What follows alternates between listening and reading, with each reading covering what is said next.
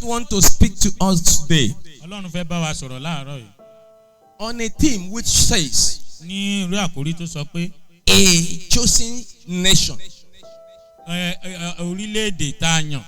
A chosen nation. Orílẹ̀-èdè tá a yàn. Bible made us to understand that Bíbélì jẹ́ kó yé wa pé you and I, ìwọ as children of God, gẹ́gẹ́ bí ọmọ Ọlọ́run. we are chosen generation. A jẹ́ èèyàn Special people. èèyàn ọ̀tọ̀.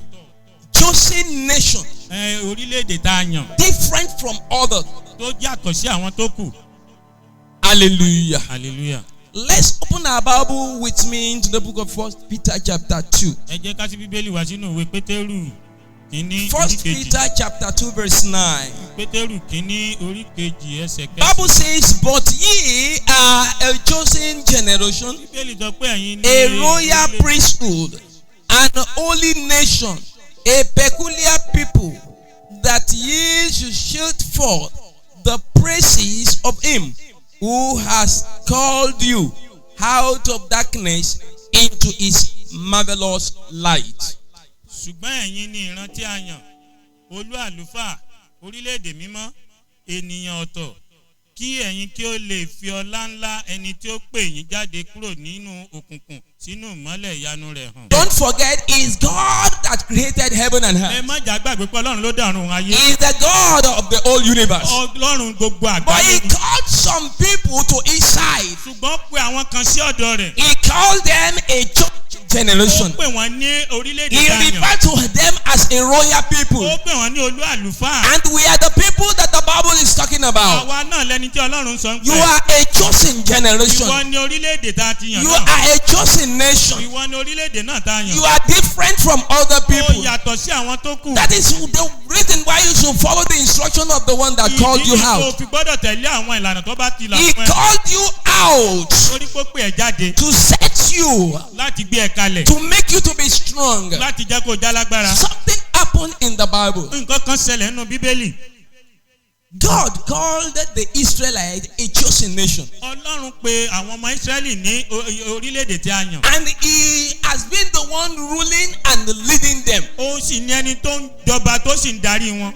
They are doing their actions and their ruling is different, totally different from that of other nations. Ìṣe wọn àti wá wọn àti bí wọ́n ṣe ń ṣèjọba wọn ó yàtọ̀ sí ti àwọn orílẹ̀-èdè tó kù. But something happened at a particular point in time. Ṣùgbọ́n nǹkan kan wá ṣẹlẹ̀ ní àkókò kan. They wanted to copy and imitate other nations. Àwọn náà wọ́n fẹ́ máa ṣe bí àwọn orílẹ̀-èdè yòókù ṣe ń ṣe. And they called for a king. Wọ́n wá pè fún ọba. Originally, because they are chosen nation, Ní láti ilẹ̀ wá orílẹ̀-èdè tá a yàn ni they wọ́n. were being ruled by judges. Àwọn ìjọba wọ́n ń ṣèjọba pẹ̀lú ìdájọ́ pẹ̀lú onídàájọ́. And the prophet or a priest will be the judge. Àwọn olú àlùfáà àti àwọn wòlíì àwọn ló jẹ́ àwọn So tó jẹ́ onídàájọ́. that means as a chosen nation, a special people, people of God, God himself will be the lead. Gẹ́gẹ́ bí orílẹ̀-èdè tá a yàn gẹ́gẹ́ bí àwọn èèyàn ọ̀tọ̀ àwọn èèyàn Ọlọ́run ló ń ṣe ìdarí lórí wọn. So as many that releases their life unto God for direction, A kó àwọn tó ti fi ayé wọn sílẹ̀ fún pé kí Ọlọ́run kó máa darí they wọn. are what God referred to as the chosen nation. Àwọn yẹn ni Ọlọ́run ń pè ní pé àwọn So orílẹ̀-èdè tá a yàn. Israelites were tired of being ruled by God. Ó wá ti sú àwọn ọmọ Ísírẹ́lì pé kí Ọlọ́run kó máa darí wọn.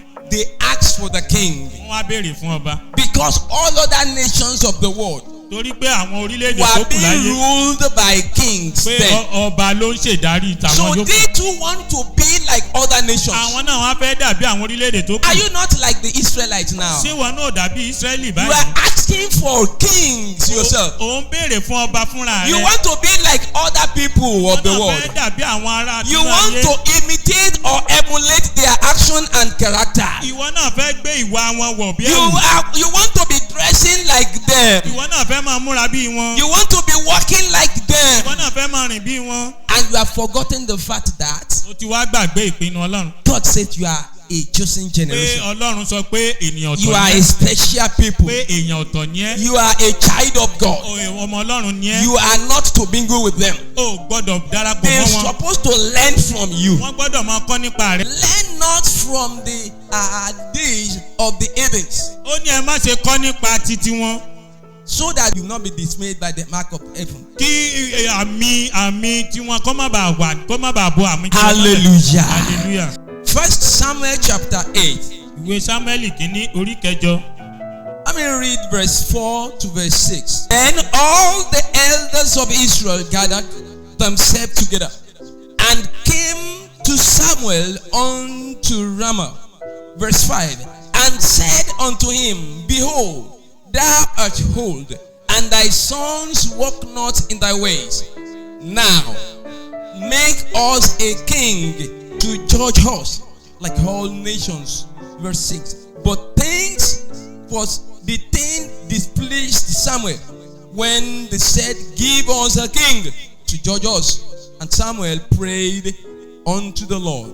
Don't forget what the Lord is telling you. Ẹ má gbàgbé tí Ọlọ́run sọ fún You are a chosen generation. Ìwọ ni ìran tí a yàn. You are a special person before God. Ìwọ ni èèyàn ọ̀tọ̀ níwájú Ọlọ́run. So you are not to act and to do like the people of the world. Kò yẹ ká máa ṣe tàbí ká máa hùwà bí àwọn The tó people, yàtọ̀. the Israelites, look at all nations of the world. Àwọn ọmọ Ísírẹ́lì wo gbogbo àwọn orílẹ̀-èdè ayé. They notice something that is very common there. Wọ́n wá rí nǹkan kan tó ṣe tó jẹ́ nǹkan That kan náà. they were being ruled by kings, Pé àwọn orílẹ̀-èdè tó kù ọba ló ń not by ṣèdájọ́ wọn. the instruction of God through the prophet. Kìí ṣe nípa láti ẹnu wòlíì They làwọn said ń they gbọ́. too want to be like that. Àwọn náà wá sọ pé àwọn náà fẹ́ dà bẹ́ẹ̀. They approached Samuel. Wọ́n lọ bá Sámúẹ́lì. Choose for us a king. Ó yá yan ọba fún wa. Choose for us a king Fún wa ní ọba. like the nations of the world. Gẹ́gẹ́ bí àwọn orílẹ̀-èdè tó Don't kù. forget, this thing it looked like an insult unto the personality of the prophet. Ọ̀rọ̀ yìí tí wọ́n sọ ó dàbí pé kéèyàn wọ́ọ̀yàn lẹ̀ níwájú wòlíì. And that the prophet moved unto the Lord. Wòlíì wá lọ bá Ọlọ́run. And he prayed unto the Lord. Ó sì gbàdúrà sí Let's Ọlọ́run. hear the response of what the Lord told him. Ẹ jẹ́ ká gbọ́ ohun tí Ọlọ́run sọ I fún want un. to start the reading from verse 7. A bẹ̀rẹ̀ láti ẹsẹ̀ keje. And the Lord said unto Samuel, Hearken unto the voice of the people in all that they say unto thee, for they have not rejected thee, but they have rejected me, that I should not reign over them. Can you get that one? Jẹ́ olùyẹ wà báyìí. The Lord said they have not rejected Samuel, Ọlọ́run sọ pé kìí ṣe Sámúẹ́lì ni wọ́n kọ́ o. but they have rejected God Pé òun gangan tó ń jẹ́ Ọlọ́run ni wọ́n kọ́. to continue to reign over them. Láti túbọ̀ máa jọba lọ lórí wọn. Are we not making the same mistake today? Ṣáwa náà máa ṣerú àṣìṣe bẹ́ẹ̀ Have lónìí. you not indirectly rejected God to rule over the affairs of your Lọ́nà life? kan tàbí èkejì àwa náà ò tí máa kọ Ọlọ́run nínú ayé wa. Has our nation not rejected God Ṣé orílẹ̀-èdè wa ò kọ Ọlọ́run sílẹ̀ bí? and they choose for themselves? Wọ́n sì yàn fúnra wọn. The mistake all the nations of the world are making now. Àṣìṣe tí àwọn orílẹ̀-èdè àgbáyé ń ṣe báyìí. Personally, are we not making the same mistake now? Àwa fúnra ara wa náà ṣàṣerú àṣìṣe bẹ́ẹ̀. Ask yourself, who is ruling over your life? Bíra rẹ léèrè ta ló ń ṣèjọba ayé rẹ. Is it the same spirit that is ruling other people? Ṣé irú ẹ̀mí kan náà tó ń jayé lórí àwọn tó kù níbí? Or can you say it is the spirit of God that give instruction to your life? Tàbí o lè sọ pé ẹ̀mí Ọlọ́run ló ń darí rẹ. The Lord told Samuel, Ọlọ́run sọ fún Sámúẹ́lì. they have not rejected you. Ìwọ kọ́ ni wọ́n kọ̀ o. They have rejected me. Òun ni wọ́n kọ̀. People of God, Èèyàn Ọlọ́run. it is a painful thing to reject God. Ó jẹ́ nǹkan tó dunni pé láti kọ Ọlọ́run sílẹ̀. To choose from our own view. Láti yàn láti inú ara wa. Many people, when they are at the point of choosing, Àwọn ọ̀pọ̀ nígbà tí wọ́n bá wà lójú àti yàn. maybe the path of their career choosing, or to choose the marital issue. Bóyá nípa ìmọ̀wé wọn, nípa àtìyàn wọn. They use their own mentality, their own knowledge to choose. Wọ́n á lo ọgbọ́n orí wọn àtòyé wọn láti yàn.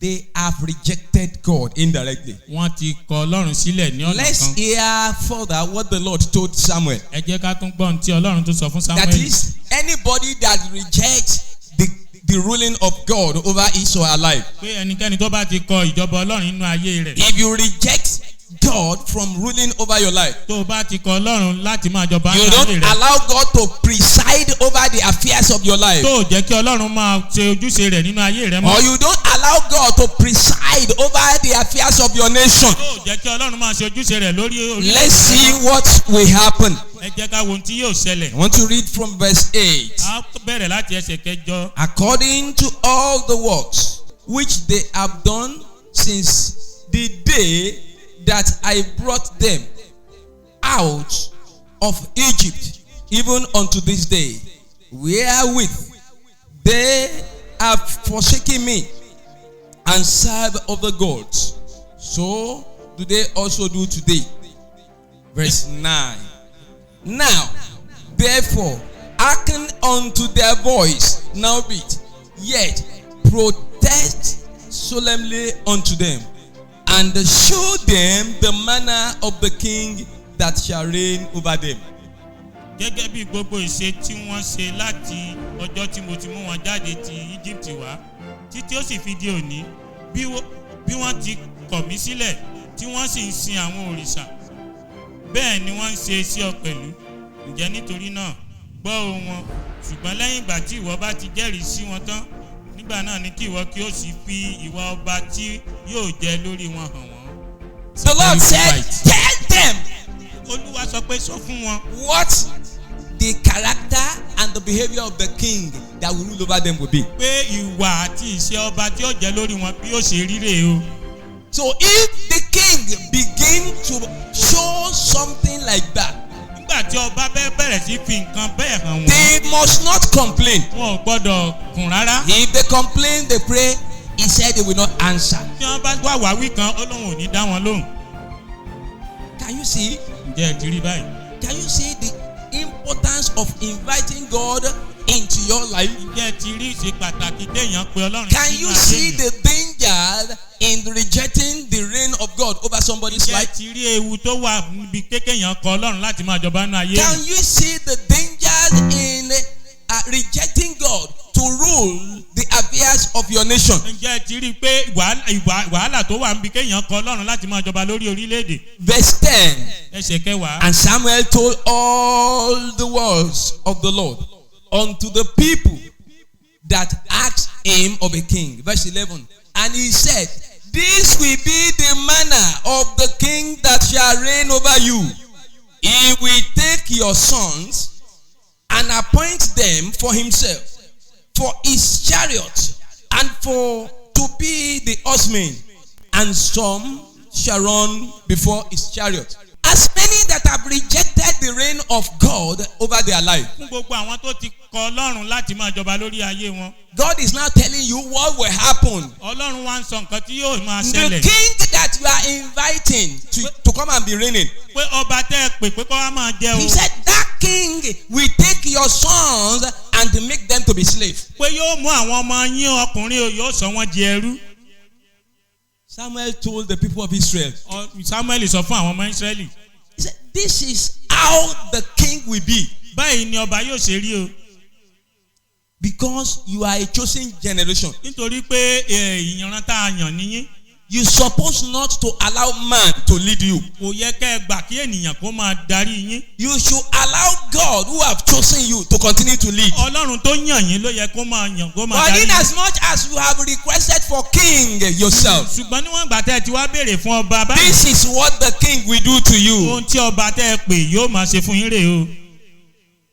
Let's continue and hear what the manner of the king will look like. Ẹ jẹ́ ká tún tẹ̀síwájú bí ìwà ọba yóò ṣe. Verse 12. I'm reading from the book of 1 Samuel chapter À ń 8. kà láti inú ìwé Sámúẹ́lì kínní orí kẹjọ. Verse 12 says, Ẹsẹ̀ kejìlá. and he will appoint him captain over thousands and captains over 50s, and will set them to hear his ground and to heap his harvest and to make his instrument of war and the instrument of chariots.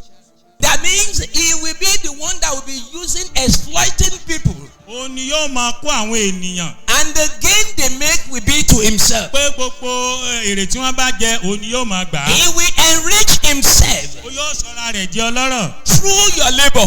Nípa iṣẹ́ ògùn yín.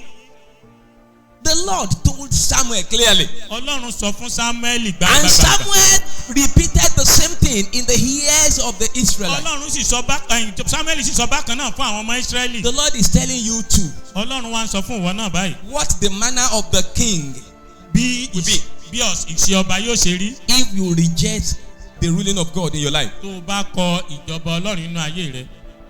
The king that you expect to come and rule. Ọba tẹ̀ ń retí pé kó wá jọba yìí o.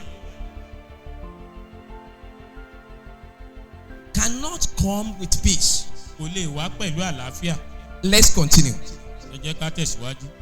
Verse 13. Ẹsẹ̀ 13. And he will take your daughters to be confectionaries and to be cooks and to be bakers.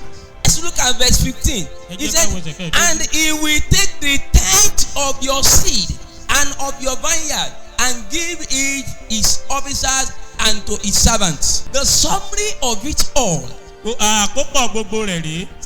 That anybody that rejects the ruling or the government of God in their life. Ẹnikẹ́ni tó bá ti kọ ìjọba Ọlọ́run nínú ayé rẹ o. Either directly or indirectly. Bóyá lójúkorojú àbí ní ẹyọ. They are inviting problem into their life. Wọ́n ń pe wàhálà sínú ayé wọn. Look at your life today. Ẹ jẹ́ ká wo ayé wa báyìí. Who is ruling over the affair? Who is presiding over the affairs of your life? Ta ló ń pàṣẹ nínú ìgbé ayé wa báyìí? Who is that king that is reigning over your life? Ta ni ọba náà tó ń ṣèjọba nínú ayé wa? Will you allow that king to be reigning over your life? Ǹjẹ́ o máa gbà kí ọba náà kó máa ṣèjọba lọ? Or you want the king of kings to begin to reign? Àbò fẹ́ kí ọba àwọn ọba kó bẹ̀rẹ̀ sí máa jọba.